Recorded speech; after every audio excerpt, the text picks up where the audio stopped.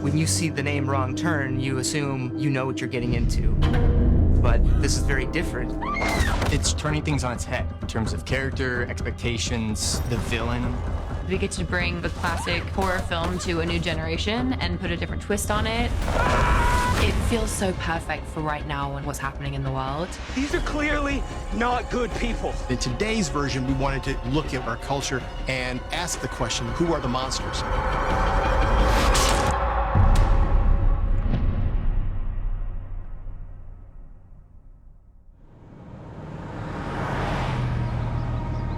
A little bit longer before you react, okay, just so I can see that. Almost as soon as I met with Charlotte, I knew that she was our Jen Shaw. She brought a realism to Jen, meaning you not only believe that she is lost a little bit at the beginning, but that when she does step up to the plate, you're like, okay, I think I get this girl.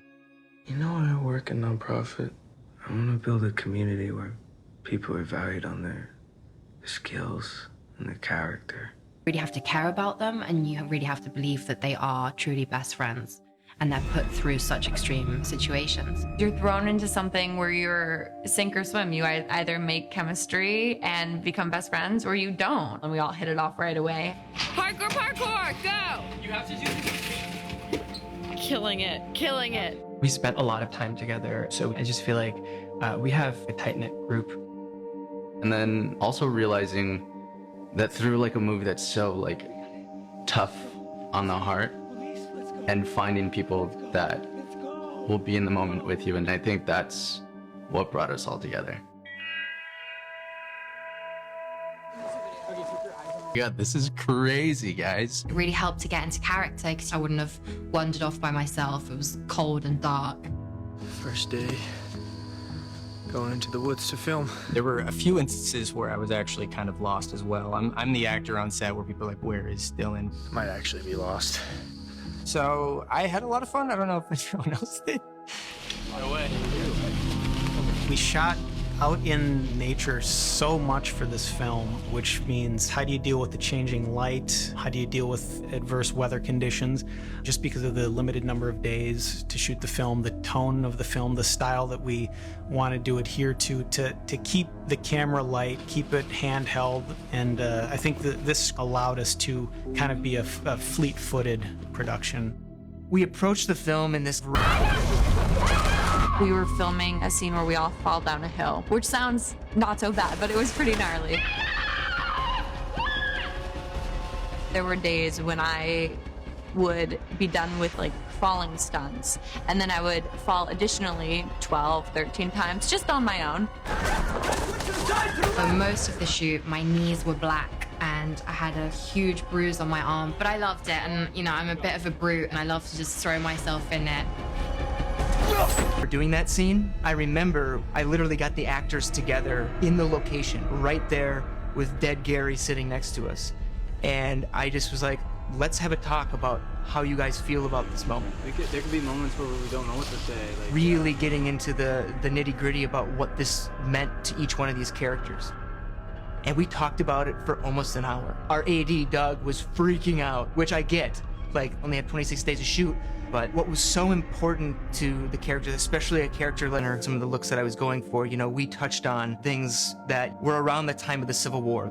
Like, they would have kept those items or created new items based on how those items were created back in the day. We also took cues from Native American settlements, not necessarily tents and teepees, but the hunting and the gathering.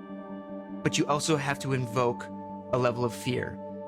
Fear through the way you dress, fear through the traps that you set in the woods, the weaponry. There's also a little bit of Viking inspiration as well, because with the Vikings, it was about creating this intimidation. You think of them as these big people that... is the head of the foundation. He is the descendant of white Americans and black Americans and all kinds of people, freed slaves, and Venable will do absolutely what's necessary without flinching. If you kill one of ours, we kill many of yours. The first time we meet him, he walks into the cave and he has this incredible presence and he seems to be a natural leader. I wanted to surprise the audience with someone who looks completely relatable and normal, and yet at the same time very focused. There was always something in the back of my mind, there was always something in the back of Robert Calder's mind, where we're like, maybe we could just do an alternate ending, and suddenly it pops in, and I'm like, what if they take her away in the RV, and she murders everybody in the RV, and the RV crashes? Can we do a car crash in the end of this movie? Like, is that insane? And literally, when we were shooting all the stuff at that dinner table, we had to jump out of that scene, go outside, shoot the RV crashing.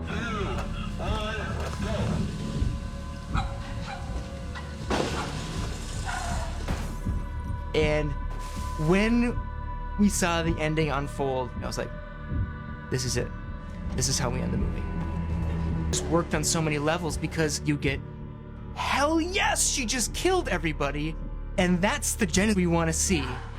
It's like that cherry on top for her, that ultimate, like, strength that she has built up throughout the whole film. And there we see her at the top of her game. But ultimately, she walks away from that moment with this blank look on her face, with Ruthie. And you're thinking to yourself, yes, she did this, but now what? There's opportunity there for an even